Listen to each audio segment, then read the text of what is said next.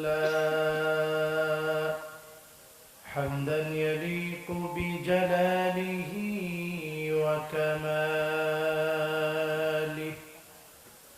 سبحانه وتعالى له الحمد في الأولى والآخرة وهو على كل شيء قدير اللهم إنا نشهدك ونشهد ملائكتك وحملة عرشك وجميع خلقك أنك أنت الله فهو الواحد الأحد الفرد الصمد الذي لم يلد ولم يولد ولم يكن له كفوا أحد ونشهد أن سيدنا وسندنا وحبيب ربنا وطبيب قلوبنا محمد صلى الله عليه وعلى آله وأصحابه وبارك وسلم الذي أرسله بالحق بشيرا ونذيرا وداعيا إلى الله بإذنه وسراجا منيرا فقد قال الله تبارك وتعالى في كلامه المجيد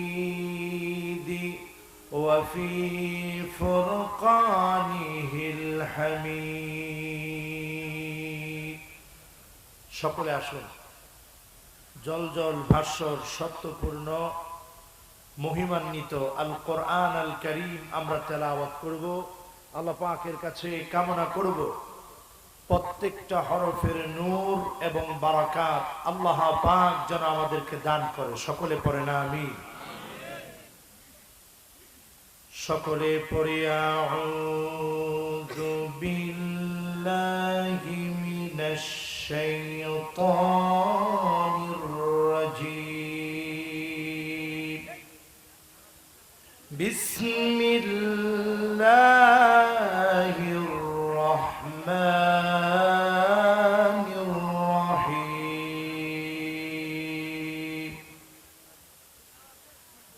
কাইফা تكفرون بالله وكنتم أمواتا فأحياكم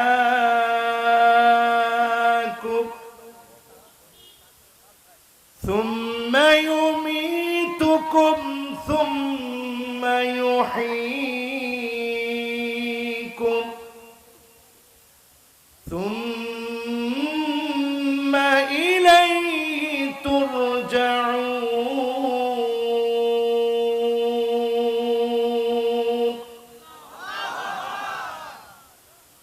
هو الذي خلق لكم ما في الأرض جميعا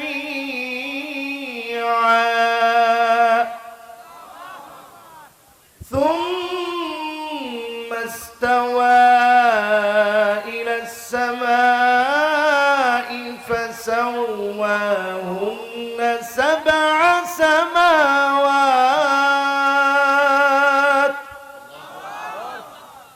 وهو بكل شيء عليم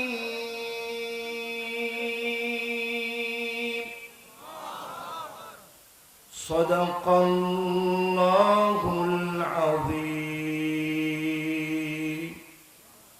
وقال تعالى في شان حبيبه مخبرا وآمرا إن الله وملائكته يصلون على النبي يا أيها الذين آمنوا صلوا عليه وسلموا تسليما. اللهم صل على محمد وعلى آل محمد كما صليت على إبراهيم وعلى آل إبراهيم إنك حميد مجيد. اللهم بارك على محمد وعلى آل محمد كما باركت على إبراهيم وعلى آل إبراهيم إنك حميد مجيد.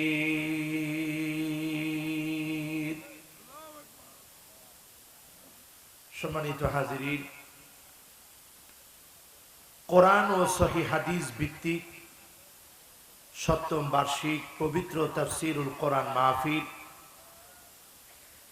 আজকের এই পবিত্রতম মুতাবাররাক আয়োজনের সম্মানিত প্রধান অতিথি প্রফেসর ডক্টর মনসুর রহমান সাহেব, মাননীয় সংসদ সদস্য রাজশাহী 5, পুটিয়া দুর্গাপুর। আল্লাহ যেন আমাদের প্রধান অতিথি সাহেবকে হায়াতে তয়্যিবার সাথে আল্লাহ যেন কবুল করে, পড়ি আমিন। মাহফিলের সম্মানিত বিশেষ অতিথি জিএম হীরা বাচ্চু সাহেব, উপজেলা চেয়ারম্যান পুটিয়া রাজশাহী, আল্লাহ যেন ওনাকেও কবুল আর মঞ্জুর করে, পড়ে না আমিন।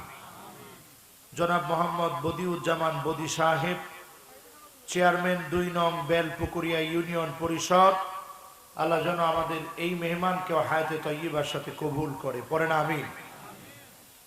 মাহফিলের সভাপতিত্ব করছেন জনাব মোহাম্মদ সাবর আলী সাহেব, সহকারী শিক্ষক, বড়ুয়াপাড়া উচ্চ বিদ্যালয়।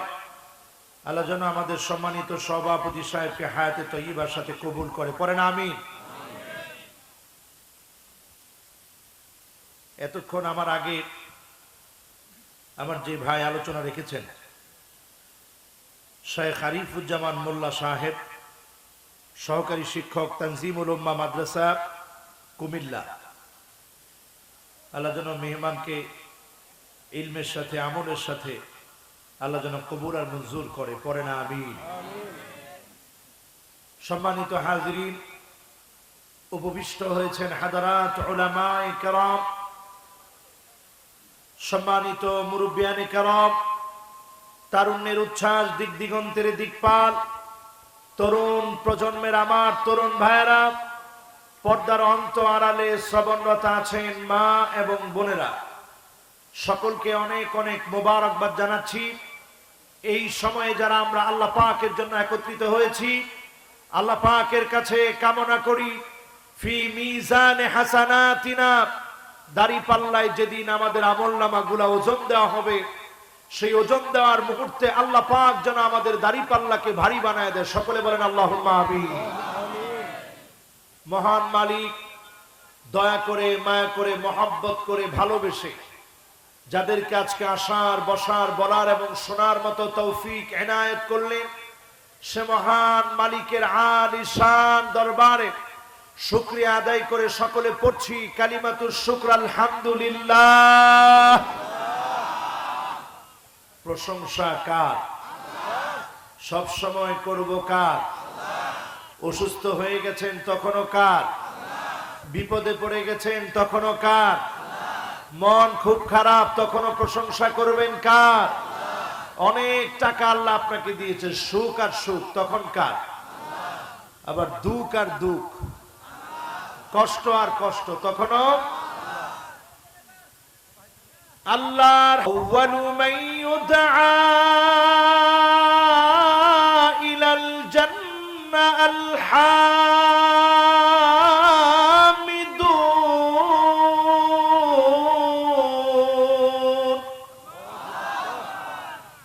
আল্লাহর জান্নাতের ভিতরে আল্লাহ পাক কিছু গোলামদেরকে ডাকবে, বলবে গোলাম তোর জায়গা তো পিছনের কাতারে না, তোর জায়গাটা আমার জান্নাতের প্রথম কাতারে হবে। জোরে বলেন আল্লাহু আকবার।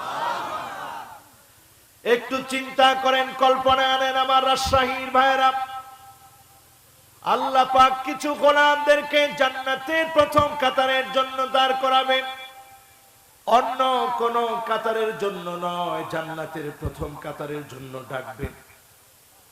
আল্লাহর জান্নাতের ভিতরে 120টা কাতার হবে। সামানুন মিন উম্মতি, বিশ্ব নবী, নবী কুলের সম্রাট, রাহমাতুল লিল আলামিন নবী মুহাম্মদ সাল্লাল্লাহু আলাইহি ওয়াসাল্লামের উম্মতদের আল্লাহর জান্নাতের একটা নয়, দুইটা নয়, আল্লাহর জান্নাতের 80 কাতার আল্লাহ পুরা করে দিবে। 120 কাতার থেকে 80 চলে গেলে বাকি থাকে কয় কাতার? ওয়া আরবাউনা মিন সাইরিল উমাম। এই পৃথিবীতে যত নবী, যত রাসূল এসেছেন, সমস্ত নবী এবং রাসূল মিলে আল্লাহর জান্নাতের মাত্র 40টা কাতার ভরে জান্নাতে যাবে, আর একজন নবী তার উম্মতদেরকে নিয়ে 80 কাতার ভরে জান্নাতে যাবে। এত সুন্দর করে সুবহানাল্লাহ আপনারা বললেন, রাজশাহী অঞ্চলে জোরে সোরে সুবহানাল্লাহ বলতে চায় না। একজন বলছে ঠিক। আচ্ছা বেটিক একটা কথা বললে আমার এখানে বসে থাকতে দিবেন? আপনারা মাহফিলের শুরুতেই লিখছেন কোরআন ও সহিহ হাদিস ভিত্তিক।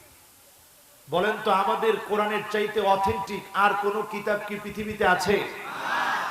নির্ভুল নির্ভরযোগ্য আর কি কোন কিতাব আছে? অন্যান্য ধর্মগ্রন্থগুলো সব পরিবর্তন হয়েছে, কিন্তু আমাদের ধর্মগ্রন্থের একটা নোক্তা পর্যন্ত পরিবর্তন হয় নাই। বলেন আল্লাহু আকবার। আছে অসংখ্য সহিহ হাদিস। এই কোরআন এবং সহিহ হাদিসকে ভিত্তি করে আজকের মাহফিলের পুরোটা আলোচনা ইনশাআল্লাহ করব। বলেন ইনশাআল্লাহ। আমি দেখতে চাই 50% শুনে কারা কারা বাড়ি চলে যাবেন, ঘুমাতে চলে যাবেন, হাত তুলে দেখা। ওই ঘুমের কথাটা বলছি তো এই জন্য সজাগ হয়ে গেছে, চিন্তা করছে না না খবরদার ঘুম তো পরে। এবার দেখতে চাই 80% পর্যন্ত কারা কারা শুনবেন, দু হাত তুলে দেখান।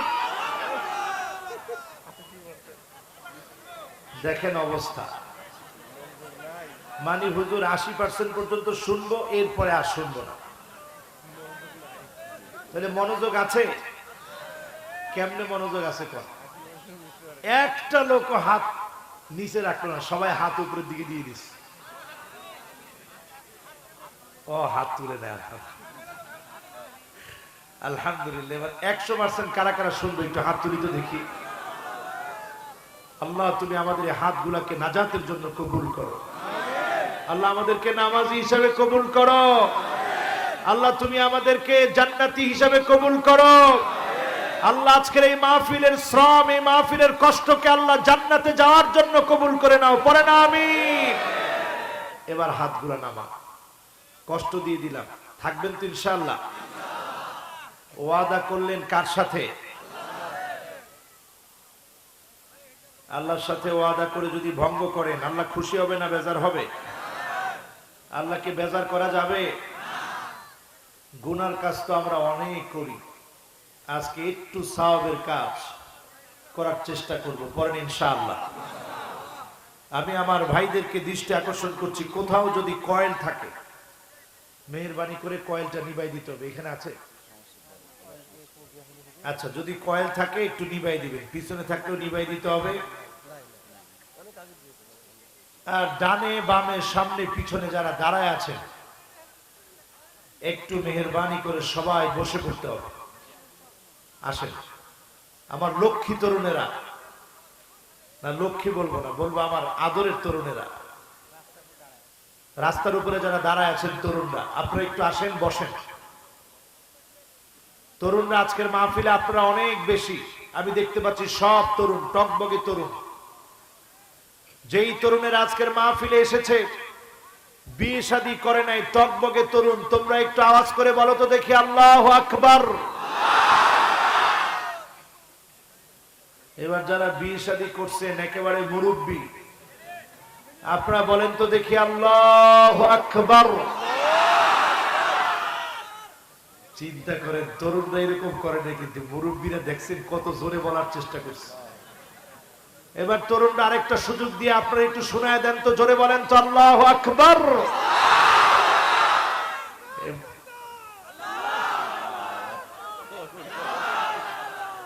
আপনারা দেখছেন তরুণ, রাজশাহীর একজন তরুণরে দেখছেন আপনি, ওনার বয়স 50-60 হয়ে গেল, এখনো তরুণ আছে, জোরে করে আল্লাহু আকবার। দেখছেন? আল্লাহু আকবার, মাশাআল্লাহ মাশাআল্লাহ।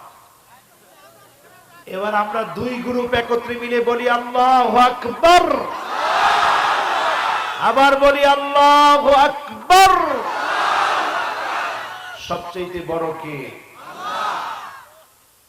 وَقُلِ الْحَمْدُ لِلَّهِ الَّذِي لَمْ يَتَّخِذْ وَلَدًا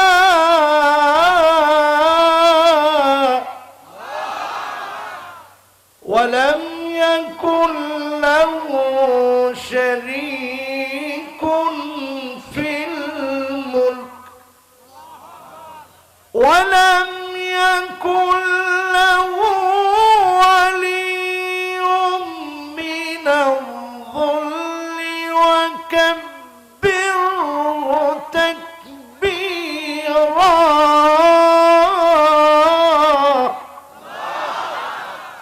সমস্ত প্রশংসা কার? আল্লাহর সাথে কাউকে শরীক করা। তিনি কখনো কারো কাছ থেকে কোনো সাহায্য চান, কাউকে তিনি অংশীদার করেন, এমনকি বার্ধক্যে কোনোদিন তিনি পৌঁছান। এজন্য আওয়াজ করে যার নামটা নিতে হয় তিনি কে? জোরে বলেন আল্লাহু আকবার, জোরে বলেন সুবহানাল্লাহ, জোরে বলেন লা ইলাহা ইল্লাল্লাহ, জোরে বলেন আলহামদুলিল্লাহ। এত সুন্দর হয়েছে মাহফিলটা, এত ভালো লাগতেছে, আলহামদুলিল্লাহ। কম বেশি মাহফিলের মধ্যে এরকম পাওয়া যায় না। শ্রোতাদের ভিতরে কোরআন এবং সহিহ হাদিস জানার একেবারে প্রবল আগ্রহ। এই আগ্রহকে যেন আল্লাহ পাক আমাদের বিজয়ের জন্য কবুল করে, পড়েন আমিন। সম্মানিত হাজিরিন, আমি তেলাওয়াত করেছি আল কোরআন আল কারীম সূরা আল বাকারা। সূরা আল বাকারা থেকে আজকে তেলাওয়াত করেছি 28 এবং 29 নম্বর আয়াতে কারিমা। বিমাশিয়াতিল্লাহি তাআলা ওয়া বিতাওফীকিহি, আল্লাহ পাক যদি তৌফিক দান করেন, এই দুইটা আয়াতকে ঘিরে আজকের মাহফিলে আমরা তাফসীর শুনবো, বলেন ইনশাআল্লাহ। আচ্ছা, এই দুইটা আয়াতের তাফসীর শুনলে আমাদের দাম কমবে না বাড়বে? আল্লাহর হাবিব সাহাবী আবু যার উনাকে ডেকে বলেন, ইয়া আবা যার লা আনতা গুদওয়া ওয়া তাআল্লামা আয়াতাম মিন কিতাবিল্লাহ। ও আবু যার শোনো, আল কোরআন আল কারীমের একটা আয়াত যদি তুমি পড়ো, যদি তুমি বুঝো, যদি তুমি আমল করো, একটা আয়াত যদি তুমি শোনো, খায়রুন লাকা আন তুসাল্লিয়া মিয়াতা রাকাত, 100 রাকাত নামাজ পড়লে যেমন সওয়াব হতো, এর চাইতে অধিক পরিমাণ সওয়াব আল্লাহ পাক বান্দার আমলনামায় দান করে দিবে। চিন্তা করেন আজকের মাহফিলে যদি দুইটা আয়াতের তাফসীর শুনি, 200 রাকাত নামাজ পড়লে যেমন আল্লাহ পাকের কাছ থেকে সওয়াব পাওয়া যায়, দুইটা আয়াতের তাফসীর শুনলে 200 রাকাতের চাইতে অধিক পরিমাণ সওয়াব যিনি দান করবেন তিনি কে?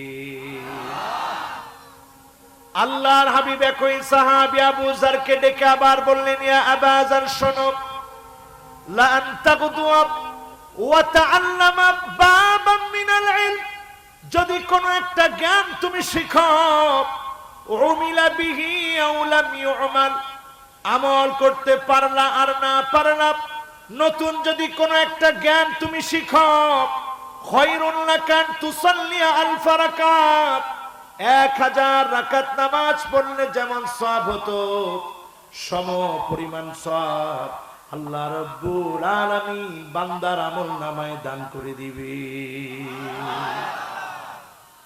চিন্তা কি, আমরা কিছু নতুন বিষয় শিখবো, জানবো, আমল করব, বলেন ইনশাআল্লাহ। কোরআনের তাফসীর এখান থেকে আমরা শুনে বাড়ি পর্যন্ত যাব, বলেন ইনশাআল্লাহ। তাহলে কয়টা আয়াতের তাফসীর হবে? 2টা। আমি সময় বেঁধে দিই, তাহলে আরো বেশি আপনাদের কাছে ভালো লাগবে। খুব বেশি রাত করব না, এখন বাজে 10:30।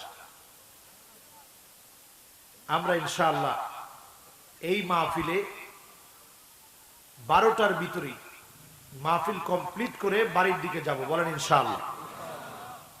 আপনারা কি বেজার হলেন? হ্যাঁ, সারা রাত? আচ্ছা,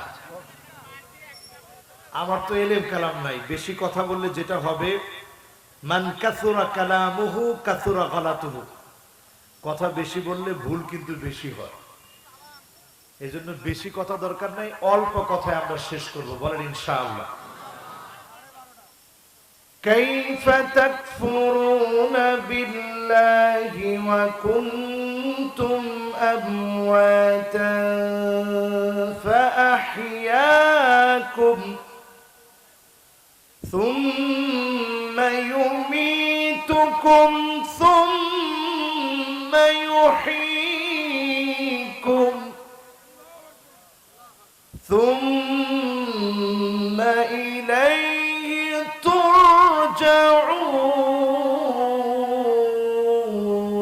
ترجعون هو الذي خلق لكم ما في الأرض جميعا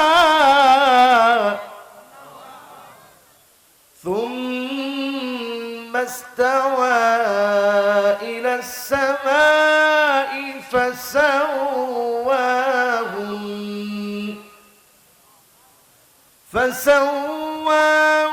فسواهن 7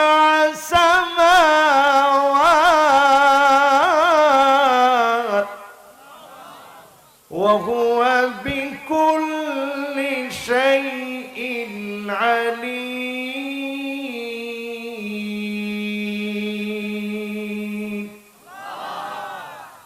আল্লাহ পাক বলছেন, কেমন করে আমি আল্লাহকে ভুলে যাও? তোমরা ছিলা মৃত, সেখান থেকে আমি আল্লাহ রাব্বুল আলামিন তোমাদেরকে জীবিত করলাম। আবার এই জীবিত মানুষগুলো হঠাৎ করে মরে যাবে, আবার এই মৃত মানুষগুলোকে আমি আল্লাহ রাব্বুল আলামিন আমার সামনে জীবিত করব, আমার সামনে তোমাদের ফিরে আসতে হবে। জগতের দিকে তাকায় দেখো, যা কিছু তুমি দেখছো সবকিছু আমি আল্লাহ রাব্বুল আলামিন তোমার জন্য বানিয়েছি। জোরে বলে সুবহানাল্লাহ। আকাশগুলোকে স্তরে স্তরে সাজিয়ে দিয়েছি, সব বিষয় সম্পর্কে আমি আল্লাহ রাব্বুল আলামিন জানি। সম্যক জ্ঞাত আল্লাহ রাব্বুল আলামিন, তিনি সব জানেন, সবকিছু সম্পর্কে জ্ঞান রাখেন। সেই আল্লাহ রাব্বুল আলামিন প্রথমেই আমাদেরকে মনে করায় দিলেন, আমরা ছিলাম, জোরে বলেন, আমরা ছিলাম। কোরআন কারীমের দিকে তাকায় দেখেন, হাল আতা আলাল ইনসানি হিনুম মিনাদ দাহর লাম ইয়াকুন শাইআম মাযকুরা।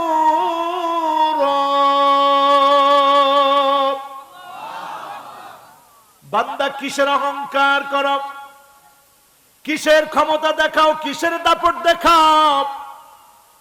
উল্লেখ করার মতো কোন বস্তু তুমি ছিলে না। তোমার মা তোমাকে চিনতো না, তোমার বাপ তোমাকে চিনতো না। সেখান থেকে আমি আল্লাহ রাব্বুল আলামিন তোমাকে পরিচিত বানায় দিয়েছি। আজকে চিন্তা করেন, আমি যদি নিজে চিন্তা করি, এই কোরআনের মাহফিলে যিনি আপনাদের সামনে আমাকে বসায় দিয়েছে তিনি কে?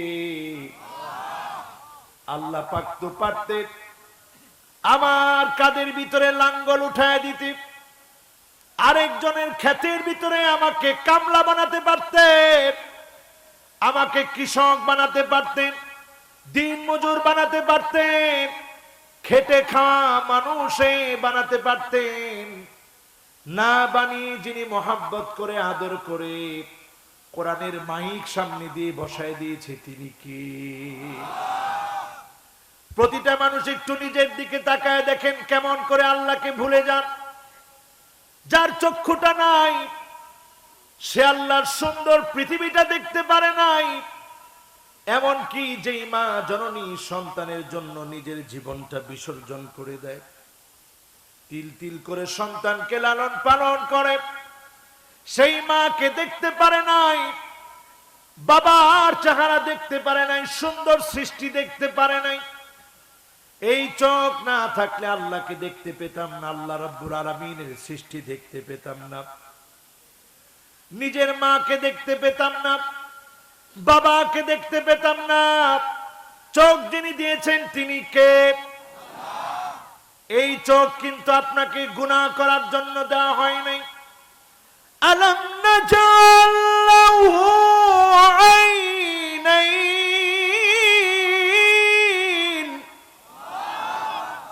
এই দুইটা চোখ যিনি দিয়েছেন তিনি কে? গত কয়েকদিন আগে আমার মাহফিল ছিল অন্ধ একজন আলেমের সঙ্গে। হাফেজে কোরআন, তিনি দুটা চোখে দেখতে পায় না, দেখে না।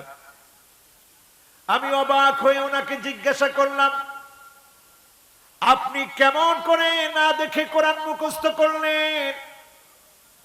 জবাব দিল, কোরআন কারীমের অক্ষরগুলো আমি দেখি নাই, শুধু আল্লাহর কালাম আমি আমার কান দিয়ে শুনেছি, শুনে শুনে আল্লাহর কালাম আমি মুখস্থ করেছি। আমি প্রশ্ন করেছি, স্বপ্নে আপনি কেমন দেখেন? উনি আমাকে উত্তর দিয়েছে, আমি তো দেখি না, স্বপ্ন কেমন করে দেখব? স্বপ্নের ভিতরে শুধু আমি আওয়াজ শুনতে পাই, স্বপ্নের ভিতরেও কিছু আমি দেখি না। আমার ভিতরটা একটু মোচড় দিয়ে উঠেছে। চিন্তা করেছি, মালিক আপনি আমাকে দুইটা চোখ দিয়েছেন, ওনার দুইটা চোখ নাই। কিন্তু যখন আমি ঘুমিয়ে পড়ি, ঘুমের ঘরে নতুন আর একটা জগৎ চলে আসে। ওই জগৎটা তো অন্ধকার হওয়ার কথা ছিল, সেই অন্ধকার জগতের ভিতরেও বান্দাকে অনেক কিছু যিনি দেখান তিনি কে? একটা অন্ধ মানুষের জন্য চক্ষুটা বন্ধ, তার জন্য স্বপ্নের জগৎটাও বন্ধ। আমার আপনার জন্য যেই মালিক সব খুলে রেখেছেন, এই চোখের হিসাব যদি আমার আল্লাহ নেয়, কয়জন ব্যক্তি চোখের হিসাব দিতে পারবে? এই জন্য বিশ্ব নবী আল্লাহর কাছে বেশি বেশি কাঁদতেন। ফাফাদাত আইনাহু, যখন এই চোখটা দিয়ে আল্লাহর জন্য চোখের পানিগুলা ছাড়বেন, কিয়ামতের কঠিন মুসিবতের দিনে আল্লাহ পাক যাদেরকে নির্বাচন করবেন ছায়া দেওয়ার জন্য, যেদিন কোনো ছায়া থাকবে না, ওয়ামা কদারুল্লাহ হাক্ক حق قدره والأرض جميعا قبضته يوم القيامة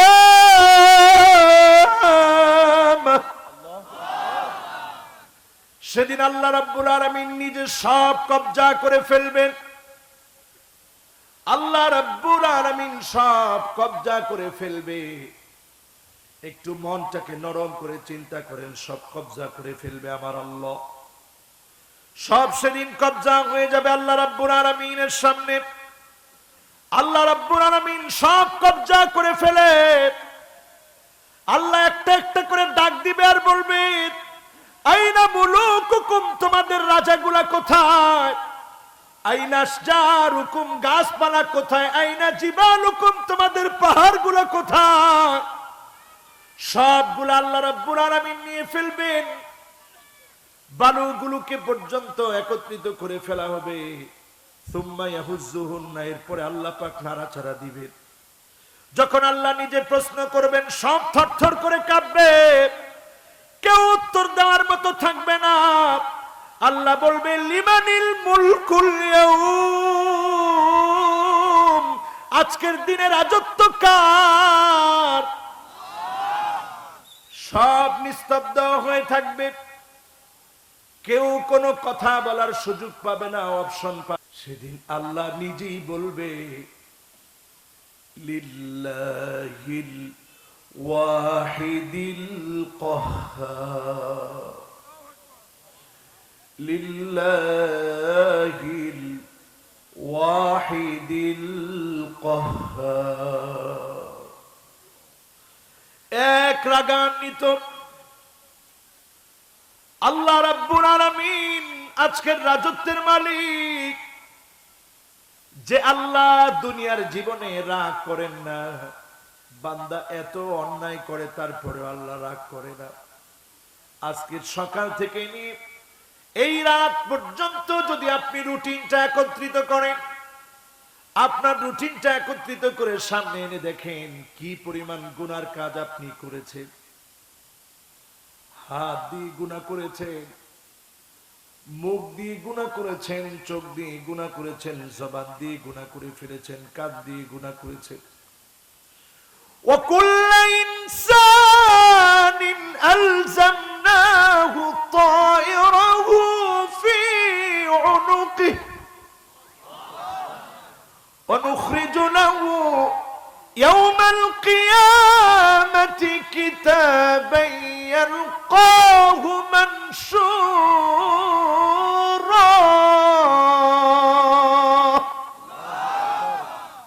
সেদিন আল্লাহ পাক মানুষের ঘাট থেকে মেমোরি কার্ডটা বের করবে, বের করে দিয়ে আল্লাহ বলবে, বান্দা এই গুনাহগুলার জবাব একটু আমি আল্লাহর কাছে দে। যার মেমোরি কার্ড সেদিন বার করা হবে, যাকে আল্লাহ বলবে, ইকরা কিতাবাক কাফা বিনফসিকা আল-ইয়াওমা আলাইকা হাসিবা। বান্দার একটু পর হিসাব দে। বুখারী শরীফের বর্ণনা এসেছে, মান্নু কিসা হালাক, যাকে আল্লাহ বিচার চাবে, হিসাব চাবে, ওই লোকটা ধ্বংস হওয়া ছাড়া কোনো জায়গা নাই, পালানোর জায়গা খুঁজে পাবে না। আজকে আপনাদেরকে বলি, সেদিন আল্লাহর সামনে দাঁড়াতে হবে কিনা? আরো আসতে বলেন, হবে কিনা? হবে। হিসাব দিতে হবে, বিশ্বাস করেন। করোনা ভাইরাস বাংলাদেশে এসেছে, এই বিপদ সংকেত শোনার কারণে দোকানে দোকানে এখন মাস্ক খুঁজে পাওয়া যাচ্ছে না। সবাই এখন মাস্ক কিনে ফেলেছে, ঠিক কিনা? এত দূরে রাজশাহীতেও কিনছেন আপনারা? কিনছেন? মাশাআল্লাহ, দেখছেন একিন কি কইছে, ইনশাআল্লাহ দোকানে পাওয়া যাচ্ছে না। কিসের ভয়? করোনা ধরলে আপনার কি হবে? আচ্ছা, করোনা যদি ধরে করোনার ভিতরে অনেকগুলো ধাপ আছে। মনে করেন একেবারে সর্বশেষ স্টেপে আপনি চলে গেলেন, করোনা ধরলে আপনি মরে যাবেন এমন না, ঠান্ডা হতে পারে, জ্বর হতে পারে, এরপরে বাড়তে বাড়তে যে চূড়ান্ত পর্যায়ে যাবে 100 জনের ভিতরে 2 জন করোনাতে আক্রান্ত হলে মারা যায়। সচেতনতা দরকার আছে, কিন্তু সচেতন হলেন, সবকিছু করলেন, এরপরও করোনা আপনার তাকদিরে ছিল, চলে আসছে, সর্বশেষ স্টেপে চলে গেলেন, তার মানে আপনি মৃত্যুবরণ করবেন, এর চাইতে বেশি তো কিছু না। কিন্তু আমার ভাইয়েরা, এমন মানুষ হলাম আমরা, করোনাকে ঠিকই ভয় করি, কারণ মৃত্যুকে আমরা ভয় করি, কিন্তু মৃত্যুর পরের এমন জীবন আমাদের সামনে আসবে, ওই জীবনের কথা অনেকেই আমরা বুঝেও বুঝি না, জেনেও জানি না, ঠিক না বেঠি? ও আমার ভাইয়েরা, কবরে যে আপনাকে রেখে আসা হলো, আপনি তো মনে করলেন শেষ, কিছুই শেষ হয় নাই, মাত্র শুরু হলো। দুনিয়ার জীবনে আপনি 70 বছর বেঁচেছেন, হাজার হাজার বছর আপনি কবরে থাকবেন, 50,000 বছর হিসাবের ময়দানে আপনি দাঁড়ায় থাকতে হবে। 50 আলফা সানা, 50,000 বছর মানুষ দাঁড়ায় থাকবে, মাথার উপরে সূর্য চলে আসবে, টকবক টকবক করে নারী বুড়িগুলা গলবে, মাথার মগজগুলা ফুটতে শুরু করবে, মানুষগুলা উলঙ্গ হয়ে ময়দানে মাহশারের দিকে 3 ভাবে আসবে। এক ভাগ আসবে সিনফান মুশাতান, পায়ে হেঁটে হেঁটে এক ভাগ আসবে, সিনফান রুকবানান, এক ভাগ আসবে আল্লাহর জান্নাতে আরোহণে আরোহণ করে। আল্লাহর কাছে বলি, আল্লাহ, এই পাপ পঙ্কিল জীবন যাপনে গুনার কারণে জানি না আল্লাহ নিয়ামত আমাদেরকে দিবেন কিনা, কিন্তু আজকের মাহফিল থেকে আমাদের মতো গুনাহগাররা আপনার কাছে চাই, আল্লাহ, যেদিন হিসাব দিতে আপনার জান্নাতি আরোহণে করে বান্দারা আসবে, আমাদের মতো গুনাহগারদেরকে আপনি শামিল করে দিন, পড়ে না আমিন। আরেক গ্রুপ আসবে সিনফান আলা উজুহিহিম, নিজের চেহারার চামড়ার উপরে ভর দিয়ে আসবে। সাহাবাই কেরাম শুনে কান্না শুরু করলেন, ইয়া রাসূলুল্লাহ, চেহারার চামড়া বড় পাতলা, এই চামড়া দিয়ে কেমন করে আসবে? আল্লাহর হাবিব বললেন, সাহাবীরা শোনো, যে আল্লাহ দুনিয়ার জীবনে পায়ের চামড়া দিয়ে হাঁটাতে সক্ষম ছিল, গুনার কারণে আল্লাহ রাব্বুল আলামিন বান্দার চেহারাটা নিচের দিকে দিয়ে দিবে, আর এই চেহারার চামড়া ফেটে ক্ষত বিক্ষত হয়ে যাবে, কাটা গুলা সব বিঁধে যাবে। সেদিন আল্লাহ পাকের সামনে দাঁড়াবে, 50,000 বছর আল্লাহর সামনে দাঁড়ায় থাকতে হবে। সেই দিনটা ইমানদার মুমিনদের জন্য এত ছোট হয়ে যাবে, সাহাবায়ে কেরাম কাঁদতেছিলেন, আল্লাহর নবী বললেন, কেঁদো না, ইন্নাহু লা ইউখাফফাফু আলা উম্মতি হাত্তা ইউখাফফিফা মিন সালাতিন মাকতুবাতিন ইউসাল্লিহা ফিদ দুনিয়া। দুনিয়ার জীবনে 2 রাকাত অথবা 4 রাকাত নামাজ পড়তে যতক্ষণ সময় লাগতো, এতক্ষণের ভিতরে আল্লাহ রাব্বুল আলামিন 50,000 বছর শেষ করে দিবেন। নামাজ পড়বেন, বলেন নামাজ পড়বেন। আবার তরুণরা মন থেকে কথা দাও তো, নামাজ পড়বা। মৃত্যু কিন্তু আমাদের পিছনে পিছনে ধাওয়া করতেছে।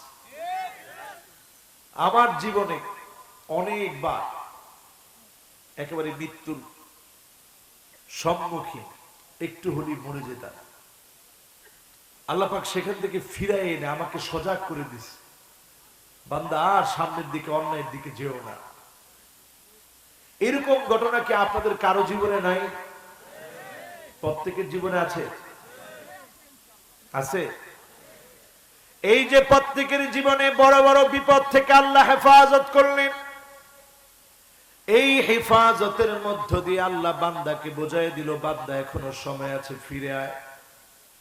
আজকের এই মাহফিল থেকে যদি আমরা সিদ্ধান্ত নেই জীবনে আর কোনোদিন কুফরির পথে যাব না, আল্লাহকে অস্বীকার করব না, নামাজ ছেড়ে দেব না, আল্লাহ রাব্বুল আলামিনকে চিনব, এইখান থেকে যদি সিদ্ধান্ত নেই যিনি আমার দুনিয়ার জীবনকে সুখময় করে আখিরাতের জীবনকে সুখময় করে দিবেন, তিনি কি? ও আমার ভাইয়েরা, একটু হিসাব মিলায় দেখেন। একটা আয়াত নিয়ে একটু চিন্তা করেন। ওয়ালাকাদ খালাকনাল ইনসানা মিন সুলালাতিন মিন তিন সুম্মা জাআলনাহু নুতফাতান ফি قرارٍ مكين ثم خلقنا النطفة علقة فخلقنا العلقة مضغة فخلقنا المضغة عظاما فكسونا العظام لحما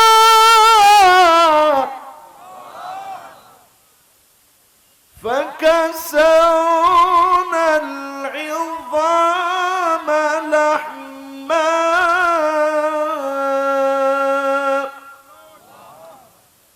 ثم أنشأناه خلقا آخر فتبارك الله أحسن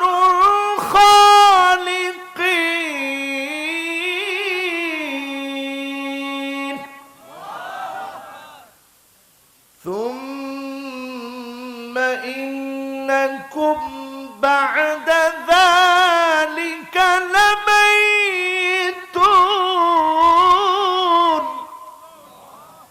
ثم إنكم يوم القيامة تبعثون।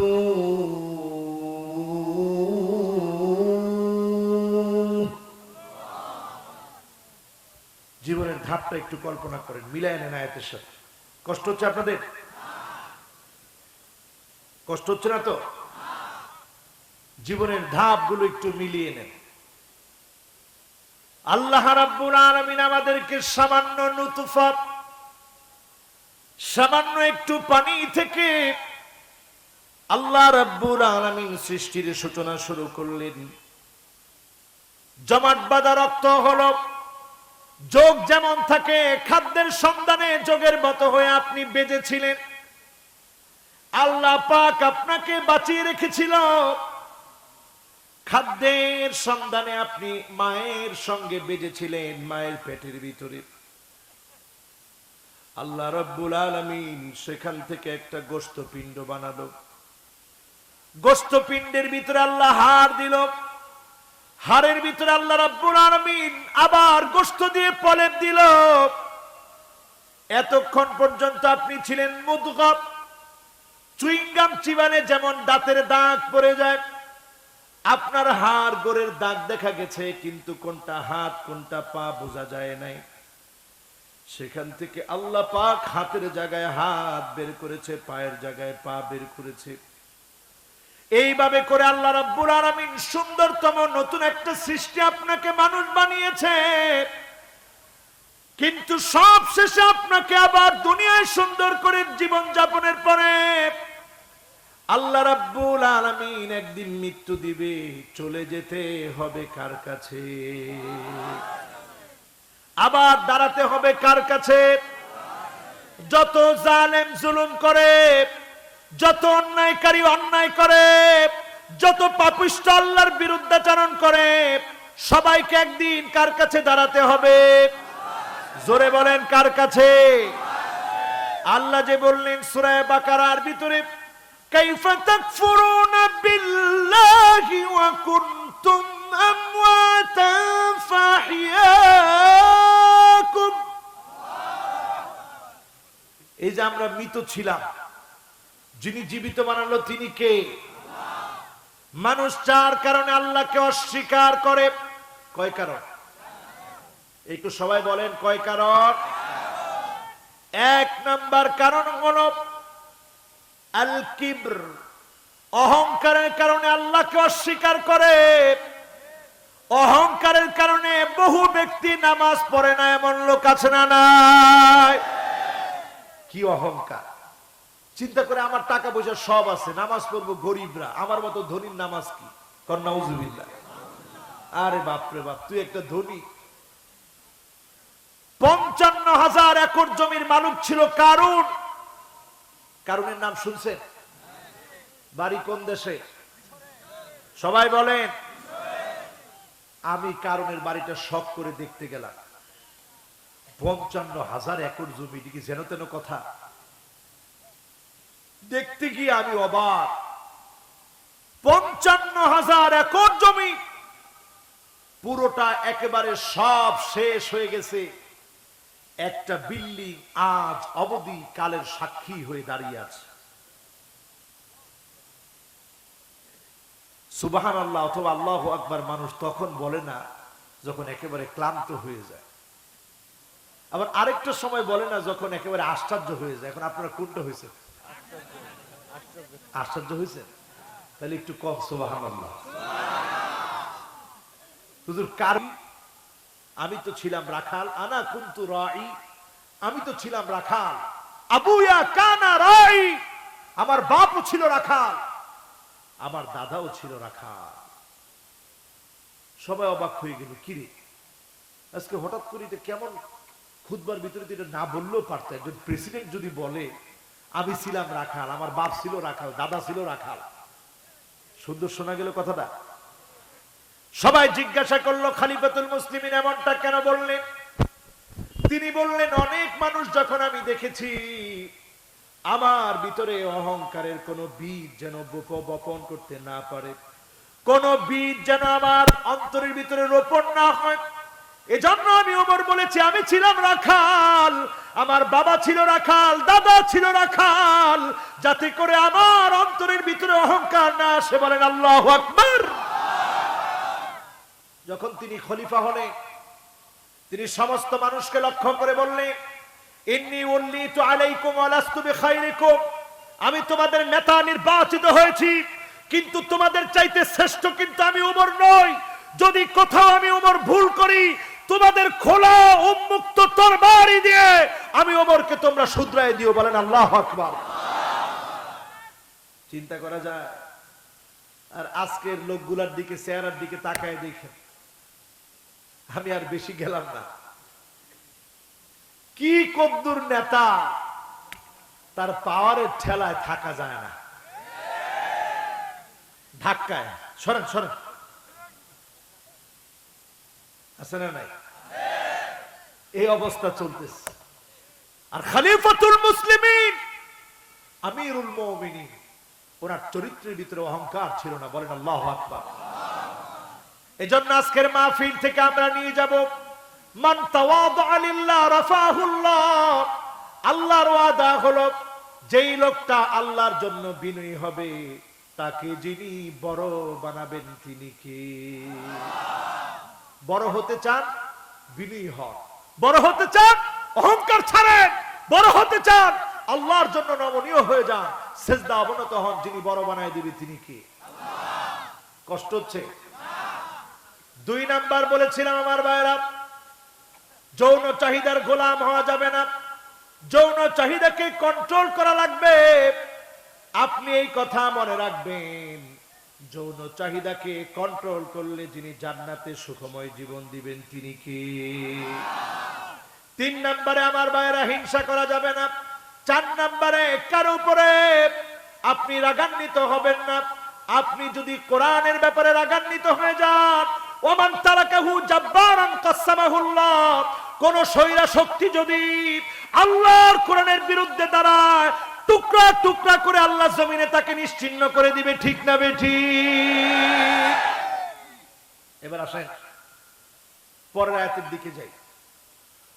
ওয়াল্লাযী খালাকা লাকুম মা ফিল আরদি জামিআ,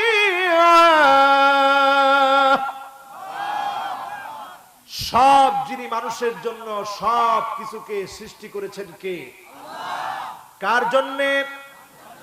আরো আস্তে, কার জন্যে? আরো আস্তে, কার জন্যে? কষ্ট হচ্ছে আপনাদের? আর 10 মিনিট কার কার কষ্ট হবে? কষ্ট হবে? আমি দ্বিতীয় আয়াতে চলে আসছি। তাহলে উঠছেন না? ইয়ংরা উঠলে কিন্তু আমি খুব কষ্ট পাই। লাল সুইটার একটা ইয়ং উঠে গেছে। ইয়ংরা 2 ঘন্টা পরে যদি ইস্তেঞ্জাও ধরে, 2 ঘন্টা পরে গেলে অসুবিধা হবে? মাশাআল্লাহ, দেখছেন? এইরকম ইয়ং যদি থাকতো তাইলে তো মাহফিলের সৌন্দর্য আরো বেশি হইতো। ঠিক না? 1-2 জন দিয়ে আমরা মাহফিল নষ্ট করতে চাই না। আল্লাহ যেন সবারই রাখে। বলেন ইনশাআল্লাহ। আল্লাহ সবাইরে বসার তৌফিক দেখ। বলেন ইনশাআল্লাহ। বলেন আমিন। আল্লাহ চাইলে আমরা বসবো। আল্লাহর একটা নাম হচ্ছে মুকাল্লিবুল কুলুব, মুহূর্তের ভিতরে যিনি অন্তর পরিবর্তন করে দেন তিনি কে? এজন্য অন্তরগুলা পরিবর্তন করতে রাজি? বলেন অন্তরগুলা পরিবর্তন করতে রাজি? কার জন্য? আল্লাহ বলতেছে সব মানুষের জন্য বানাইছে। নাস্তিকরা পাইলো সুযোগ, সুযোগ পেয়ে নাস্তিকরা বলতেছে কি বলে?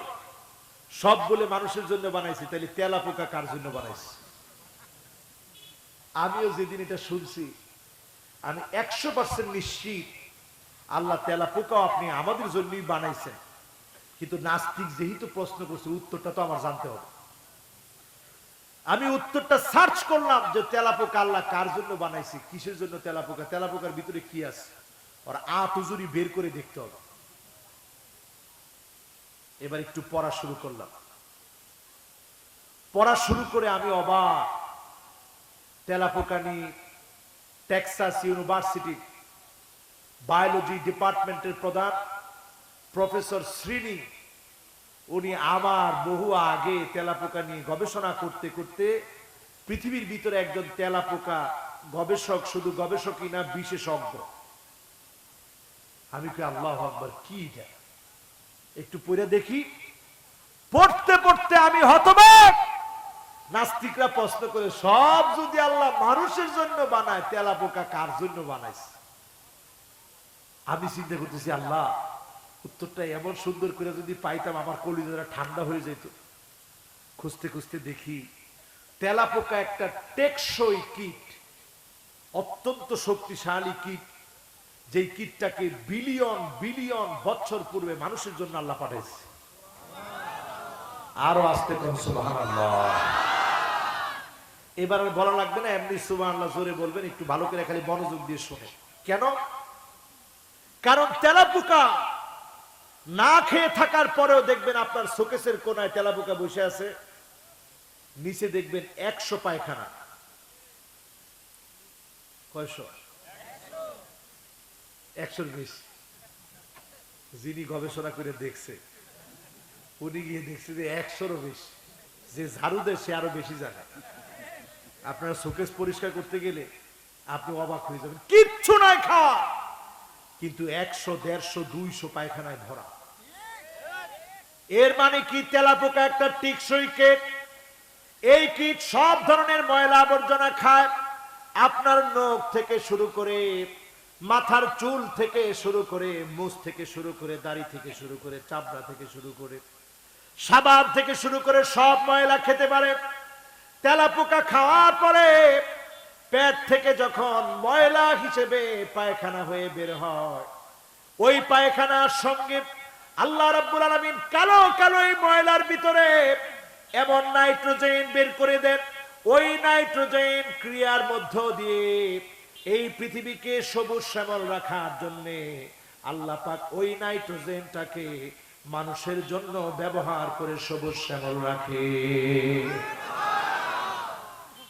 চিন্তা করেন তেলাপোকা দেখতে কেমন, এই তেলাপোকা দিয়ে আল্লাহ রাব্বুল আলামিন তার পেটের যে ময়লা, সেই ময়লার ভিতরে নাইট্রোজেন ক্রিয়া আছে।